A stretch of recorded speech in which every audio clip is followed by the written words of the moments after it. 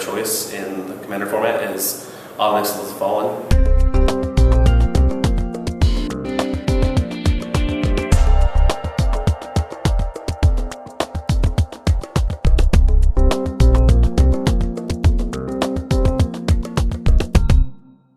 Alright, so my general choice is Nixilis the Fallen.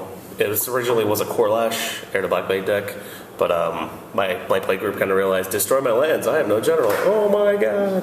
So I was kind of gutting the deck, and I saw Nixilis in there, and I was like, you know what, this could be a really fun general. He doesn't draw as much hate on the table as other mono black generals could, so I went with it. It's a good strategy. I really don't have to use him, but I do have cards that utilize him, such as the fetch lands, like the Panoramas from I believe it was Shards of Alara. All three of the Panoramas that search for swamps. Also, all the fetch lands from Zendikar, and it was the Onslaught block, which are pretty nice. They do have the Judge foils and the foil regular ones, so they kind of fuel him. Thawing Glaciers was in here for that, but it was too slow. So there's some cards that are EDH devils, like Maze of Ith, and I feel Mystifying Maze is really good, depending on the creature you use it on. If you use it on a creature that has an awesome come into play ability, you're pretty much screwed. Deserted Temple was an interesting choice, and it's part of it feels a combo with Cabal Coffers.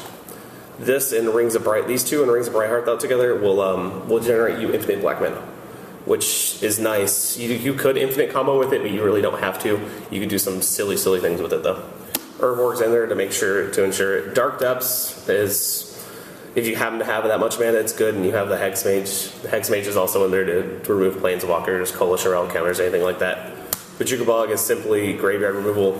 These are the staple land destruction, Strip Mine, Wasteland, Ghost Quarter. Really good if you happen to have Crucible of Worlds as well. The deck I run does play something like 26, 27 artifacts, so Mishra's Workshop was just added yesterday. It's really fueled. I was able to Vesuva it and play a duplicate for 6 mana, turn 2 or 3. It was turn 3 because of Vesuva. There. Speaking of Vesuva, there's right there. Buried Ruin is a very good card. This plus Crucible of Worlds plus Mindslaver lock in any color. It allows you to also recur any artifact that you might need that's been blown up. It's really strong. Reliquary Tower is in here. The deck draws a lot of cards, and I play snow-covered swamps over regular swamps because of the fact that I play Extraplanar Lens. So instead of letting the whole entire table swamps double, my swamps are the one that double. So there's a ton of those, and I grab all of those. There's about 15 or 16 of those in the deck, and that brings us to the artifact section, which will start with the mana part. Cage Sun, I think, is really good because it benefits only you, unlike Gauntlet of Power. Gauntlet of Power helps the entire table. Expedition Map fetches you all kinds of things. It gets you your Cabal Coffers, your Mishra's Workshop, your Deserted Temple. It really helps. Like I said about the snow-covered swamps, Extraplanar Lens is there for that. It benefits you more. Gauntlet of Power, really good. Grim Monolith, it's just early acceleration. Mana Crypt is also another thing. I had it in here before. I ended up taking it out, but over the weekend I'm finding that there's a lot of faster acceleration, so my deck's kind of needing it too, so Mana Crypt went in. Mana Vault, and Soaring. So that brings us to deck manipulation in artifacts. Crystal Ball's really good. I like it a lot with Voltaic Key, because then you end up scrying 4 cards in 1 turn, and that's just really strong. Squirrel Rack, if you draw a lot of cards and you have Reliquary Tower out, I'll put 20 cards on top of my library and get 20 new cards. Sensei's Divining Top is an obvious choice. That brings us to Destruction. And Mono Black has very big problems with destroying enchantments and artifacts itself. So that brings us to the 2 normal staples, I think, in EDH, which is Neverall's Disc and Oblivion Stone. They take care of problems. I don't play the Mycosynth Lattice, Darksteel Forge, Neverall's Disc combo. I do have Darksteel Forge in here because I run a lot of artifacts. But I feel like Lattice would just get me even more hated, and that allows other players to play their stuff very easily. Crucible of Worlds is very key in this deck. It recurs a lot of things that you need. You need land to fuel your infinite mana. You need land to fuel your Mindslaver combo. It's not like it's just, I'm going to recur Strip Mine all day. It can do that, but I really don't want to do that. I don't want I don't want the table to hate me, so I try not to. I'll recur a Strip Mine if someone goes, Vesuva, like I did a Vesuva Workshop. Okay, well I need to destroy one of your workshops now at least.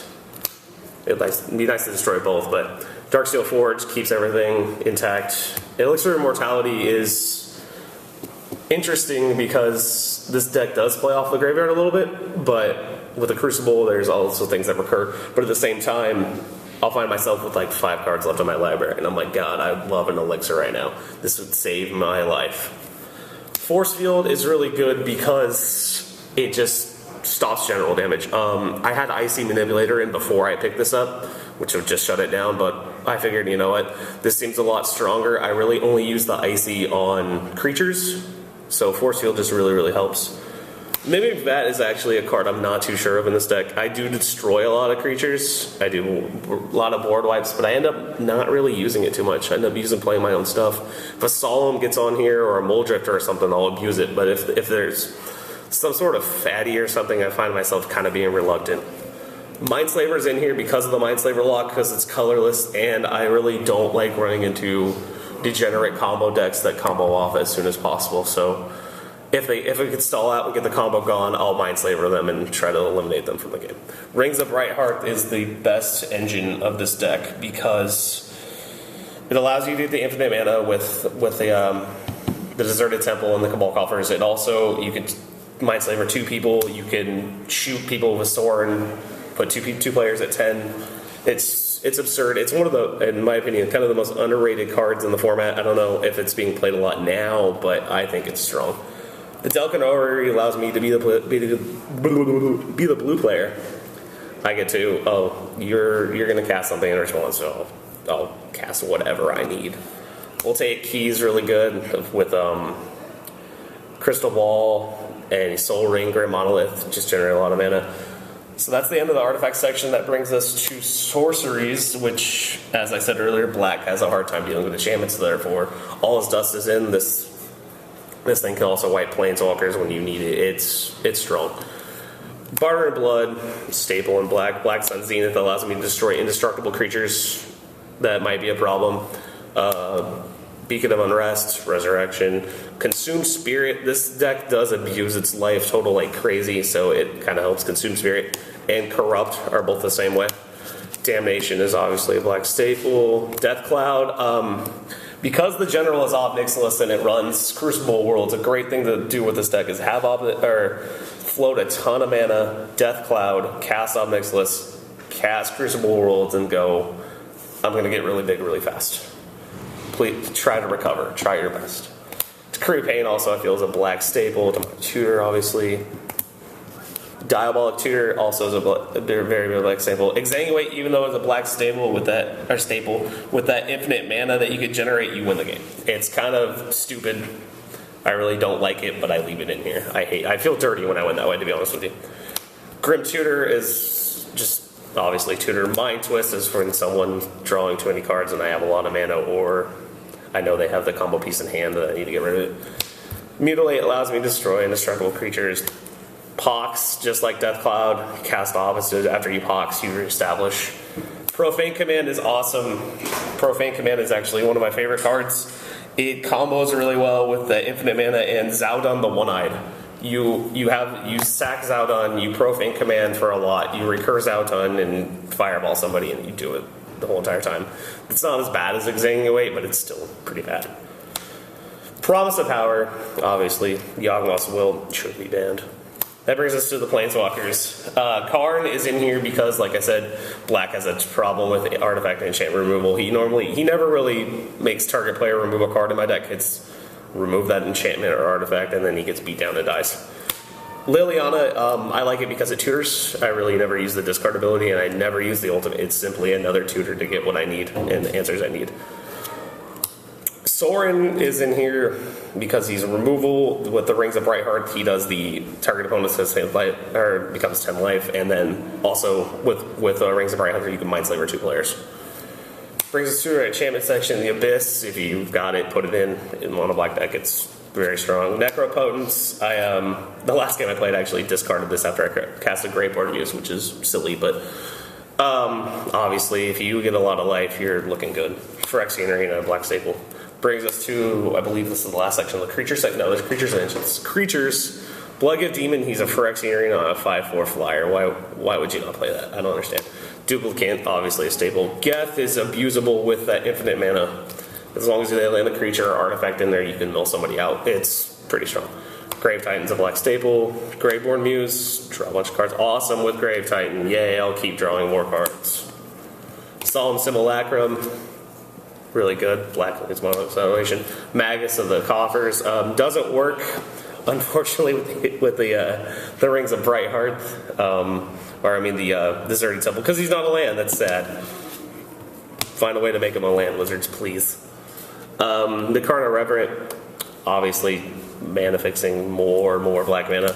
Steel Hellkite answers enchantments and artifacts. Vampire Hexmage, Dark Depths combo, really absurd, but it's also I'll kill your Planeswalker, remove your Collection Rogue, counter. Wormcoil Engine, this deck likes to abuse its life total, this helps. Zawdun the One-Eyed, as I mentioned earlier, this and Profane Command is absurd, plus the fact that you can get any black card back from your graveyard is really strong. I know this is the Judge foil that came out this week, so I don't know how I feel about that. I don't know if I want to keep my white border one or get the black border one. I do like the Chinese text on it.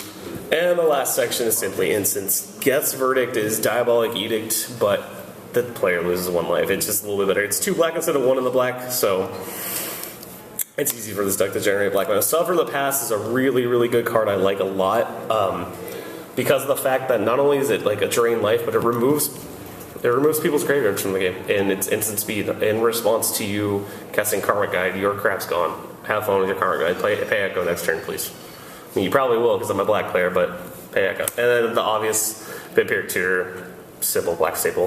The deck itself is my pride and joy. It's taken me 2 years to get all the cards. As you saw, a lot of them were foil, foreign, or really expensive, like Workshop.